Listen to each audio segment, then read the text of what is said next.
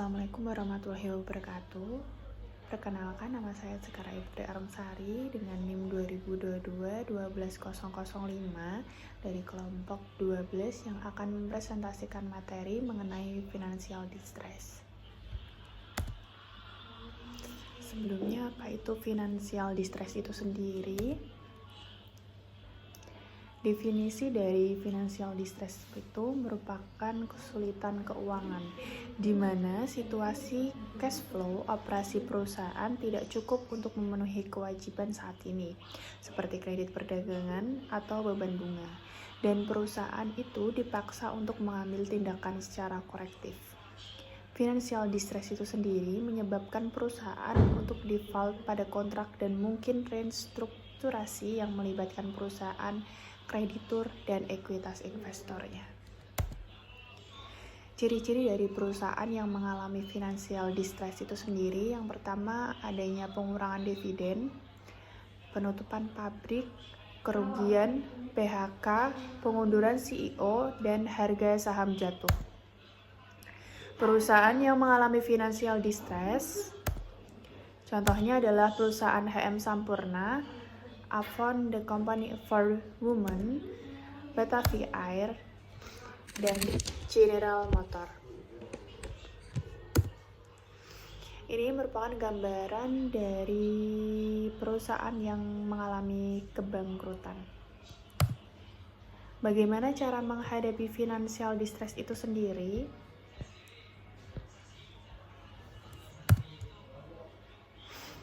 Cara-cara dalam menghadapi financial distress itu yang pertama biasanya dilakukan oleh perusahaan itu menjual aset utamanya. Yang kedua, melakukan merger dengan perusahaan lain, mengurangi belanja modal serta pengembangan dan penelitian, menerbitkan surat-surat berharga, bertukar hutang untuk ekuitas dan negosiasi dengan bank ataupun kreditur dan mengajukan pilot. Dan lalu ada contohnya satu seperti PHK besar-besaran. Ini merupakan financial distress terbagi menjadi dua, no financial restructuring dan financial restructuring. Financial restructuring itu sendiri dibagi dua lagi, ada private workout dan legal bankruptcy. Sedangkan legal bankruptcy itu dibagi tiga lagi, ada reorganize dan emerge. Yang kedua merge with another firm, dan yang terakhir likuidasi. Likuidasi yaitu penjualan aktiva non-kas dari persekutuan karena perusahaan persekutuan sudah tidak memungkinkan untuk menjalankan kegiatan operasinya. Tujuan utama dari likuidasi yaitu untuk melakukan pengurusan dan pemberesan atas harta perusahaan yang dibubarkan tersebut.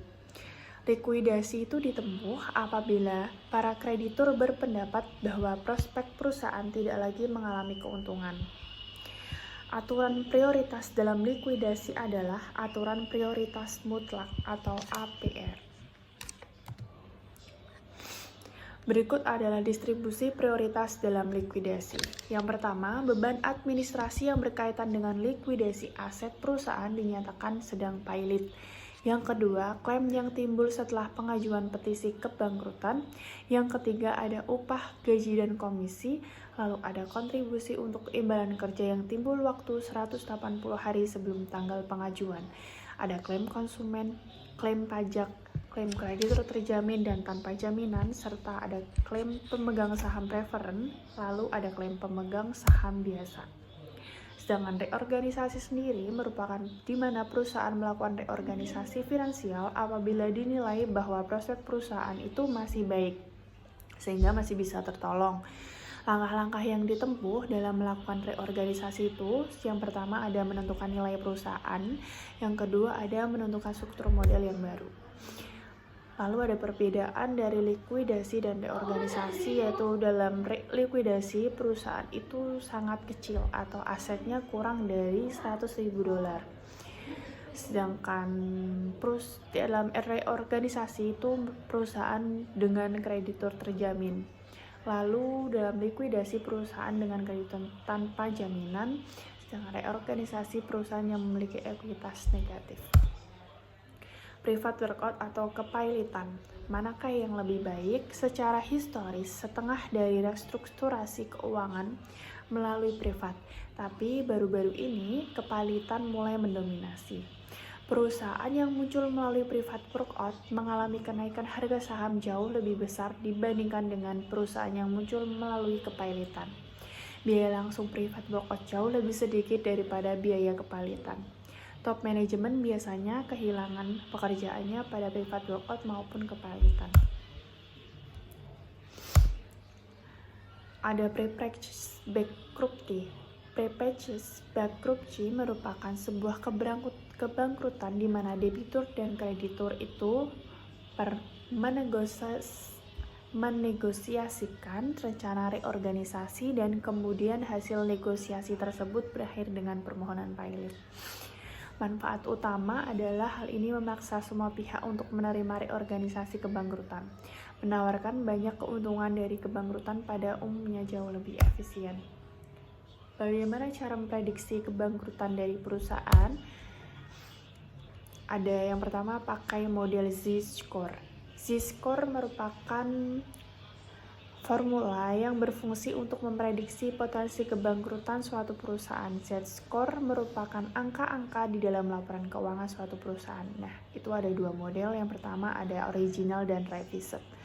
Yang ori itu digunakan pada saat perusahaan ke publik dan perusahaan manufaktur. Sedangkan revised itu digunakan untuk perusahaan yang privat atau perusahaannya non-manufaktur. Sekarang contoh dari model Z-score yang original digunakan pada perusahaan publik dan perusahaan manufaktur. Berikut ada contoh rumusnya. Z sama dengan 3,3 di mana EBIT dibagi total aset ditambah 1,2 di mana net working capital dibagi total aset ditambah 1,0 di mana sales dibagi total aset ditambah lagi 0,6 market value equity dibagi dengan book value equity ditambah 1,4 di mana akumulasi retained earning dibagi total aset. Penafsiran dari nilai Z yang didapatkan adalah Z-score lebih besar daripada 2,99. Berdasarkan laporan keuangan, perusahaannya dianggap sedang aman. Jika Z-score-nya lebih dari sama dengan di antara 2,675 dan lebih dari 2,99, berarti perusahaannya pada area yang abu-abu, artinya kondisi keuangannya perlu mendapat perhatian. Lalu di mana ketika Z-score itu di antara lebih dari sama dengan 1,81 dan lebih dari 2,675, ada kemungkinan akan bangkrut dalam kurun waktu 1 tahun. Jika Z-score lebih dari 1,81, perusahaan berpotensi kuat akan mengalami kebangkrutan. Selanjutnya ini adalah ada persentase dari net working capital dibagi total aset jika totalnya itu dalam rumus rata-ratanya bangkrut firms minus 6,1% dan non-bangkrut firms 41,4%. Sedangkan ada model Z-score yang revised. Ini biasanya digunakan oleh perusahaan yang privat, tidak ke publik, dan perusahaan yang non-manufaktur. Nah, ini adalah contoh rumusnya di mana Z sama dengan 6,56, di mana net working capital dibagi total asetnya, ditambah 3,26 akumulasi retained earning dibagi total aset, ditambah 1,05 EBIT dibagi total aset, ditambah 6,72 book value of equity dibagi total liabilitas. Z kurang dari 1,23 menunjukkan bahwa perusahaan akan bangkrut. Sedangkan jika Z lebih dari sama dengan 1,23 dan kurang dari sama dengan 2,90 berada pada daerah abu-abu. Jika Z lebih dari 2,90 menunjukkan perusahaan sedang aman. Contohnya adalah ini ada perusahaan Composite Corporation US berusaha untuk meningkatkan lini kredit melalui First National State Bank. Direktur Departemen Pengkreditan First National State Bank menggunakan model Z-Score untuk menentukan kelayakan kreditnya. US Composite Corporation merupakan perusahaan yang privat, jadi model revisi Z-Score yang digunakan. Ini adalah contoh laporan keuangannya. Di sini ada net working capital dibagi total aset 275 dibagi 1,879.